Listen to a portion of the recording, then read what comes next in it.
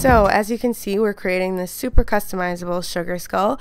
You want to start off with a gel black eyeliner crayon, just because I think that it will blend the best with the face paint. You're just going to trace out whatever you are doing on your face. So I made mine more circular around the eyes and less square, less boxy, because I didn't want it to look angry. If anything, I kind of wanted the look to be a little bit more sad. And then I'm just going ahead and doing the nose. You guys have seen a million skeleton tutorials, and if you haven't, then you can just search sugar skull makeup tutorial on YouTube and you'll come across a ton of them. Then using this Mehron liquid and gold powder, you just mix it together and it creates this liquid gold, which is like insane. I mean, look at that. It's so much fun. I had so much fun doing this. It's just really fun to look at, and I'm just applying that all over my face. You do want to make sure you do it slow and steady, because otherwise it can end up looking patchy. So you want to make sure you do it steady and slow, and that way you'll have an even coverage of gold all over.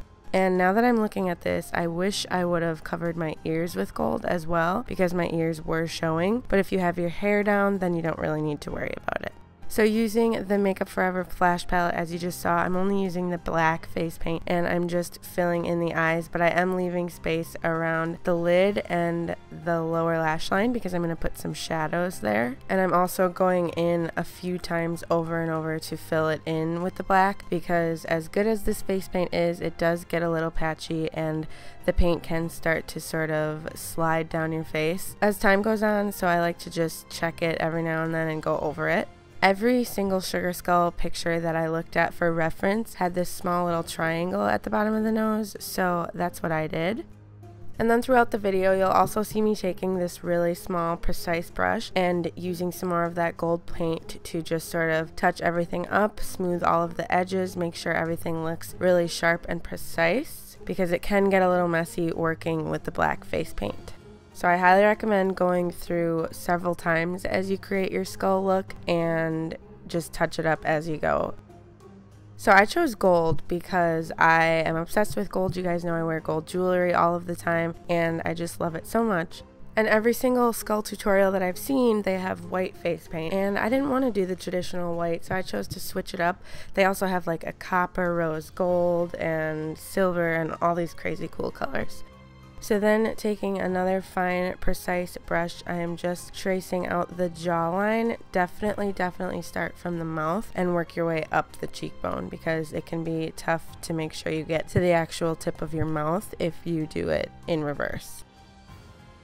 Now, I am actually not too happy with the way the teeth turned out. I was looking at an image for reference and I made them very thin, as you can see, whereas I wish I would have kind of actually traced out the teeth rather than just lines, but that's okay. It still turned out pretty good. But you can just look at any skull image for reference and just create it how you want it to look. I'm sorry that sometimes it cuts off my mouth. It's really harder to do than it looks when you're trying to look in the mirror and also film, so I apologize for that. And then I'm just taking that black paint and filling in the lips on the inner part so you don't see any pink. Now, this is the part that I wish I would have used my black liquid lipstick for instead of the face paint, because since you have saliva in your mouth, it gets really wet and the paint kind of gets messy and gets all over. Whereas the liquid lipstick is matte and it would have stayed put. So that is something I recommend if that's something you care about. And then I'm just tracing out a little spider web. Every skull that I've seen has some sort of picture or image on the bottom of their chin. So I just chose to do a spider web in the spirit of Halloween. And then I'm just going ahead and tracing out the lines of where your bones would be, just to make this skull a little bit more three-dimensional.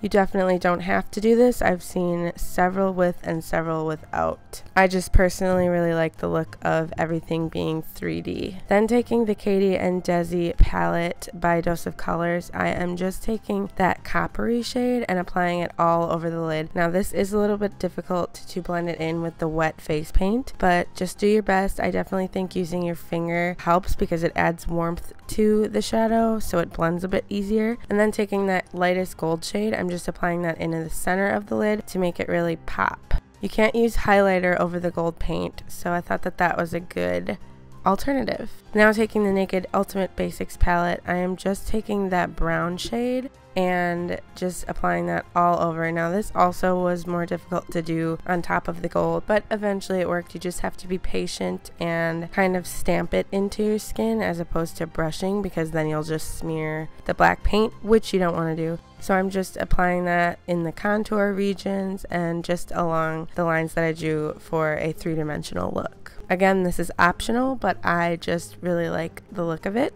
so it's not so flat. I'm also just taking that down the neck, and again, you can see right here, it would have looked a lot better if I would have painted my ears gold as well. I don't know why I didn't think of that. And then I'm taking that copper eyeshadow again and just dragging that along the lower lash line. Taking that gold eyeshadow, applying it on the tip of the nose for a little bit of a glow. Put on your flower crown and you are finished.